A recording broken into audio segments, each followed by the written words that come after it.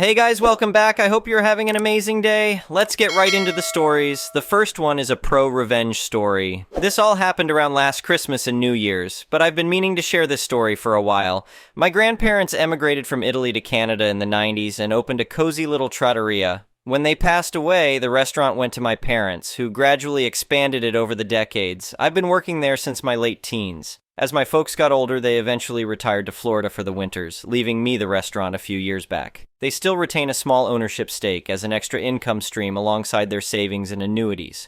Soon after taking over, I decided to give the place a fresh makeover. I remodeled the interior, updated the branding, and reached out to local media, food critics, bloggers, and vloggers to generate some buzz. It was a slow start, and I worried that the loan I took out for the renovations was a massive mistake that would ruin my family's three-generation legacy. But eventually, the efforts paid off. A semi-famous local YouTuber featured us in one of his videos, and that was the catalyst for more people to visit and review us. Before long, we were seeing 5 to 10 times our usual business, even on Mondays. We became a hotspot for major events, and it wasn't uncommon for celebrities to dine with us. On those nights, I even arranged for special guest chefs to cook for our VIP guests, at a hefty cost, mind you.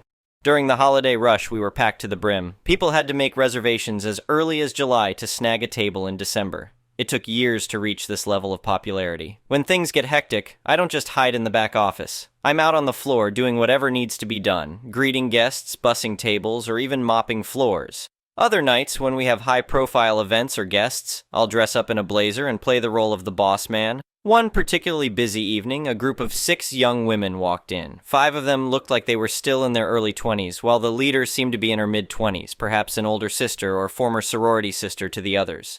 I was greeting guests at the door when this group approached.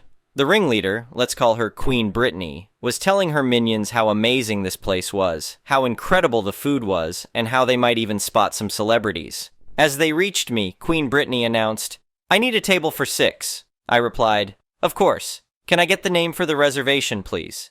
She looked me square in the eye and said, "Oh, I didn't make one, but it's okay. The owner is a personal friend of mine. He said he always keeps a table or two open for special guests like us."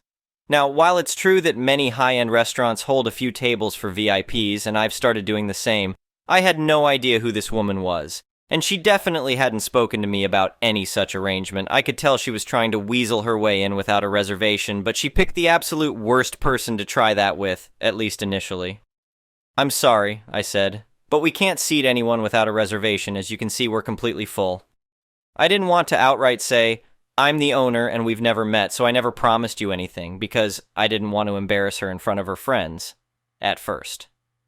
That's when she turned to one of the other girls and said loudly, "Take a picture of him. I'm going to speak to the owner and make sure he's either cleaning toilets or fired by the end of the week." The minions chimed in, echoing her sentiments. "Yeah, kiss your minimum wage job goodbye." Queen Brittany continued her tirade. "Look, you can either give us a table, or I can make life very difficult for you. This isn't worth losing your job over." She kept pointing at me, trying to put me down by saying things like, "Obviously you're not anyone important here, because if you were, you'd know who I am and wouldn't dare speak to me like this." At this point, after a long day's work, I saw 3 options. 1. Tell her I'm the owner and call her out on her nonsense. 2. Just give them the table and let it go. Or 3. Teach Queen Brittany and her minions a lesson. For various reasons, including, I'll admit, some personal flaws I'm aware of, but also a genuine desire to teach her a lesson, I chose option 3. Smiling, I said, "Of course, ma'am. Follow me, please." I led them to one of the 3 VIP tables we reserve for celebrities or other high-profile guests. It happens from time to time. "I apologize for the confusion," I told them. "You were right. It would have been simpler to just give you the table. And to make it up to you, your first 3 rounds of drinks are on the house." As they sat down, I told them, "We'll just need one of your credit cards and IDs on file, which we'll return before you leave." Queen Brittany handed over her cards and told the minions, "Tonight's on me, girls." I took their orders and brought their free drinks, warning them that due to how busy we were, there might be a delay with the food. All they cared about were the free drinks. They ordered 3 rounds and still no food. Eventually, they called me over, attitudes in full force demanding I check on their order. I said I would, then asked if they'd like any more drinks. They ordered 2 more rounds. By the time the appetizers arrived, they were all drunk, having consumed nothing but alcohol on empty stomachs. As more food came out, more drinks were ordered. What these girls never realized was that they were seated at our exclusive VIP table, which alone cost thousands just to reserve, though I didn't charge them for that. What I did charge them for were all the outrageously expensive cocktails they ordered throughout the night, except for the first 3 rounds, as well as the elevated prices on our VIP menu, which features luxuries like white truffles, black caviar, and specially imported West Coast oysters, with no prices listed, of course. At one point, I'll admit I reconsidered my little scheme, thinking I might be going too far with these poor, clueless girls. But then I'd overhear comments that reassured me, like one of the minions asking if I felt my life was worthless since all I'd ever amount to was a waiter, or one of my staff telling me they'd overheard the girls discussing ways to mess with me so they could always get a table. I even heard one say, "He's cute, but I'd never date a pushover waiter like that." So I continued with their life lesson. By the end of the night, each girl had racked up a bill in the $500, $600 range. When I handed Queen Brittany the total of $4,232.23, including tax and tip, I've never seen anyone sober up so quickly. She went from laughing and giggling with her friends to nearly in tears, instantly calling me over and asking if this was some kind of joke. I looked over the bill and said, "Oh, my apologies. Let me get you the correct bill." She felt relieved, thinking I'd mixed up her order with someone else's, and went back to chatting with her friends, even calling me an idiot under her breath. In fairness, I had made a mistake. I'd forgotten to add their 8th order of a dozen oysters at $120 each, so I gladly went back and amended the total. When I returned with the correct bill, Queen Brittany absolutely lost it, going ballistic. I simply asked if there was anything on there they hadn't ordered. Shaking, she and the girls went over every line, including the first few that said complimentary. They even took out their phones and meticulously tallied up every line item over and over, clearly rattled. Finally, Queen Brittany muttered, "1 second, I need to use the restroom." Part of me thought she might try to dine and dash, leaving the minions to foot the bill, so I subtly reminded her that we had her ID and credit card without overtly accusing her of planning to skip out. 10 minutes later, she returned with fresh makeup, clearly having shed some tears. She then concocted an elaborate story about how the food was terrible, the drinks were undrinkable, and she demanded that, at the very least, I cut the bill in half, with the minions agreeing to chip in, despite her earlier offer to cover the whole night. As if a light bulb went off, she once again mentioned her supposed connection to the owner, hoping it would give me extra incentive to reduce the total. Trying to stifle a grin, I simply said, "No, I can't change the bill." Queen Brittany whipped out her phone and showed me a series of texts with a contact labeled "Restaurant Name Owner." I realized she must have changed one of the minions' names and deleted previous messages to fabricate this proof. I glanced at the conversation, then clicked on the contact info and informed her, "That's not the owner's number." "He has multiple phones for business and stuff," she retorted. "Of course you wouldn't know all his numbers." Wow, this girl really thought of everything, except that I was the actual owner. "How about this?" I proposed. "Let's call him. If he says it's okay to take 50% off, I'll do it." Her reply was a torrent of yelling and screaming that drew stares from the few remaining customers. Okay, time to end this charade. In a firm tone, I said, "Cut the crap. You don't know the owner. You've never been here before. And if you keep yelling, I'll call the police." Her demeanor shifted as she feebly tried to defend herself, but I shut it down. My grandparents founded this place. My family has run it for generations. I've worked here almost my entire life. I am the one and only owner, and I've never seen you, heard of you, or made any stranger I've never met promises like the one you're claiming. The minions froze, at a complete loss. Queen Brittany broke down in tears. "Now," I continued, "I gave you the VIP table you wanted, one of our exclusive high roller tables that I didn't even charge you for, and I comped your first 3 rounds. If you don't pay, I'll call the cops and hand them your ID. Sobbing, Queen Brittany signed the bill. The minions pooled what little cash they had, a couple hundred at most, and promised to pay her back for the rest. 2 days later, a fuming man stomped into my restaurant, demanding to speak with me. It was Queen Brittany's father. She trailed behind, head down. After he waited half an hour, I took them both to my office and showed him highlights from our security footage, which has excellent audio quality in the VIP areas. We've had other incidents before. I played him clips of their comments, their orders, everything. When it was over, he stormed out, screaming at his daughter the whole way. I haven't seen or heard from either of them since, but that original bill, before the oyster upgrade, is now framed on my desk. Side note, I didn't lose as much overhead on the table in those 3 rounds as you might think. That VIP table was supposed to be empty anyway, so I didn't miss out on any expected revenue. and the profits from the exorbitant food and drink charges more than covered the cost of the 3 free rounds. I considered posting this to our nuclear revenge, but after reading some of those stories of life-ruining vengeance and 6-figure losses, making some entitled brat pay a few grand and learn a lesson didn't seem quite extreme enough. The next one is an entitled people story. My wife and I had just moved into our new home in a quaint little suburb. It was our dream house, spacious, affordable, and in a friendly neighborhood, or so we thought. We soon met our next-door neighbor, Karen. Right off the bat, there was something about her entitled attitude that rubbed me the wrong way, but I tried to give her the benefit of the doubt. Maybe she was just having a bad day when we first met her. Boy, was I wrong. The very next week, as I backed my car out of our driveway, I felt a sudden jolt. I had run into some kind of obstruction in the driveway. Confused, I got out to investigate. To my shock, there was a huge plant pot sitting smack in the middle of our driveway. Fuming, I marched over to Karen's house and rang the doorbell. She answered with a smug look on her face. "Yes?" she said. "Hi, Karen. Did you happen to put that plant pot in the middle of my driveway?" I asked, trying to keep calm. "Oh, that?" "Yes, I did," she replied casually. "I figured it was time to spruce up the place with some greenery." I was flabbergasted. "Well, you can't just place stuff on someone else's property." "Actually, I can," she said matter-of-factly. "According to the plot map, half of your so-called driveway is on my property, so I have every right to put stuff there." Now I was seeing red. Through gritted teeth, I told her, "You'd better move that pot right now or I'm calling the police." Karen just scoffed. "Go right ahead! The cops will tell you the same thing. Half of that driveway is mine and I can do whatever I want with it." With that, she slammed the door in my face. I immediately called the police and explained the situation. But Karen was right about one thing. The cops informed me that they couldn't really get involved in a property dispute. I'd have to sort it out in civil court. Fantastic. Just what I needed. A legal battle with my crazy neighbor. Over the next few days, Karen escalated things even further. She added more plant pots, a bird bath, and even a little garden bench to her half of the driveway. Soon there was barely any space for me to drive my car through. I finally had enough. I called my lawyer and told him I wanted to sue for an injunction to stop Karen's behavior. But he recommended trying one last good faith effort before going the legal route. So the next day, I went over and politely asked Karen once again to remove the stuff from my driveway. And I even showed her the property plot map that clearly showed the driveway was on my land. Instead of acknowledging her mistake, she dug her heels in further. "I don't believe that map," she spat. "The previous owners told me I could use part of the driveway. That's good enough proof for me." Now I knew for sure this woman was utterly delusional. No reasoning would work with her. The law was my only recourse. My lawyer helped me file a lawsuit, and we managed to get a court date just a week later.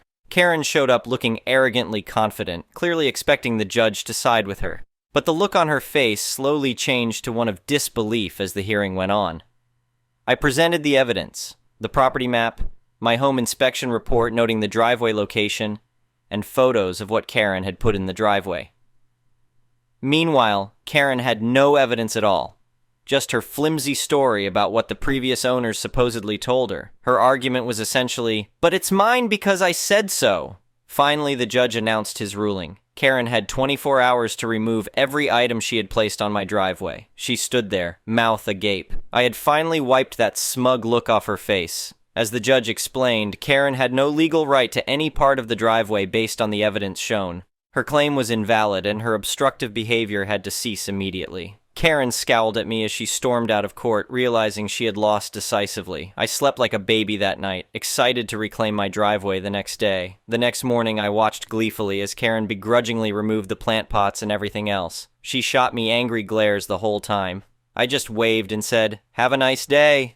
As soon as she finished, I drove my car up and down the driveway just because I could. The judge had set Karen straight, and her reign of driveway tyranny was over. She never bothered me about the driveway again after that bitter defeat. Sometimes the law is the only way to deal with an entitled, delusional neighbor. But seeing Karen finally face justice made all the hassle worthwhile. She tried to stubbornly cling to her nonsensical claim, but the judge pried it from her grasping hands. In the end, the truth prevailed, and we neighbors on our quiet street could live in peace once again.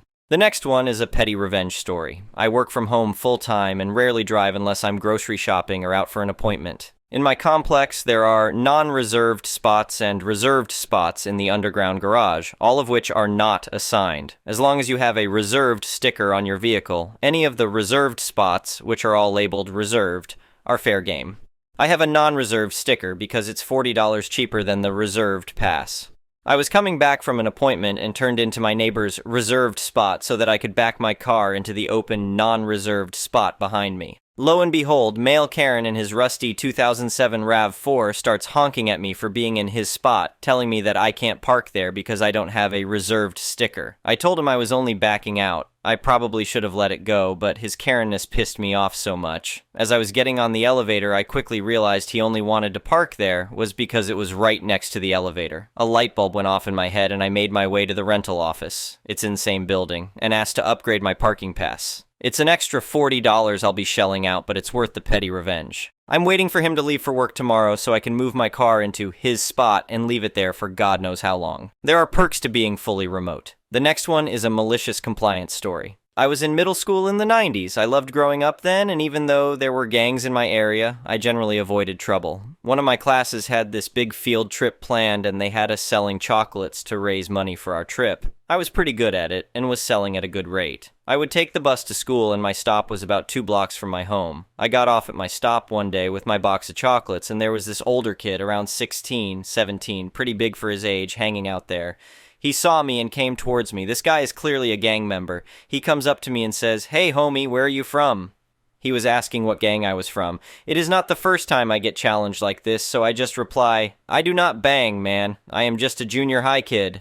He looks at my box of chocolates and takes it from me. "What is this?" I tell him it is nothing. It is something for school. He opens the box and sees a bunch of dollars in there. He grabs the bills, around $15, my sales for the day, and takes a bunch of chocolates as well. "Tomorrow, you are going to give me $20 more. If you do not, we are going to have a real problem." I walk away feeling scared and pissed off. I realized I am going to have to pay back the lost money from my birthday money, and I definitely did not want to give this guy any more money. I think about it and decide I will get off at a later bus stop from now on and walk a little more just to avoid this guy. The next day, this is what I do. I stuff my box in my backpack just in case, and I exit about 2 stops later. I do not see the guy and think I have solved my problem. Then I get to the liquor store a block away from home, and who do I see but this overgrown idiot payaso. "Hey man, you did not forget about me, did you?" I said, "Look man, I do not have any money right now. I do not even have my chocolates. I left them at home." I should not have said that. "Okay, let us go to your house and you are going to give me the money or something else if you do not have it." I begin getting really nervous. My mom is at work and my grandma is home. I definitely do not want to bring him home with her there. I glance at him and notice the tattoos on his arms. At this point, I saw the perfect opportunity for malicious compliance. I tell him, "I do not think that is a good idea. Why do not you just let me go, man?" Payaso grabs me by the collar and says, "I tell you what to do and you ducking do it. You understand?" I nod my head and tell him to follow me. Now it is time to give a little background. My neighbor, who lived in the house next to mine, was a veteran of one of the biggest, most notorious gangs in the city. He was in his 40s and a real chill dude. He loved my grandma because she would often share plates of food she made with him and his wife. And he was fond of me because I taught his 8-year-old boy how to play baseball. His son had a disability, a problem with one of his legs, so most other kids would not play with him, but I often did. Let us call my neighbor OG. OG always had a bunch of guys over at his house. He made sure they never caused problems, and they were all respectful towards my family in particular. Back to Payaso. The tattoos on his arms? I realized he was from the same gang as OG. I have a big smile as I am walking home, and Payaso asks me, "Why are you smiling, idiot?" I say, "No reason," and keep walking home. As we get closer, I see a bunch of guys hanging out at OG's house. Payaso narrows his eyes, then smiles as he recognizes some of the guys. We get to OG's house and Payaso says, "Wait here, idiot, let me talk to my homies." OG is sitting on his porch and Payaso starts greeting some of the guys and then heads towards OG and greets him in a reverential manner. OG notices me and says my name. "Hey, OP, what is up?" Payaso turns to look at me and I say, "Payaso told me to wait here. I have to go home and give him money."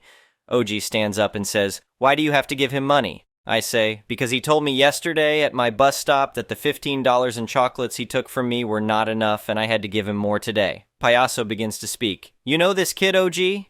OG gives him the scariest look I have ever seen and tells him to shut up. OG looks back at me and asks, "Is this from the chocolates you are selling?" I said yes. OG asks me how many chocolates I have left to sell. I say about 50. He tells me not to worry. Payaso is going to pay me for the 50 I have left, plus 20 for the day before, and an extra 50 for my trouble. He tells me to keep whatever else I sell. He tells me to go home, and Payaso would be back later with my money. About an hour later, there is a knock on my door, and Payaso has an envelope and says, "Here is $120, little homie. I messed up. I am sorry. Do you have Nintendo? I brought you some games." I just stood there stunned and thinking how I never would have guessed that getting robbed had so many benefits. I did not see Payaso too many times after that, but whenever I did, he would wave at me and never bothered me again. Thank you for watching. I would really appreciate it if you could like the video and subscribe to our channel if you haven't already. We'll see you again tomorrow.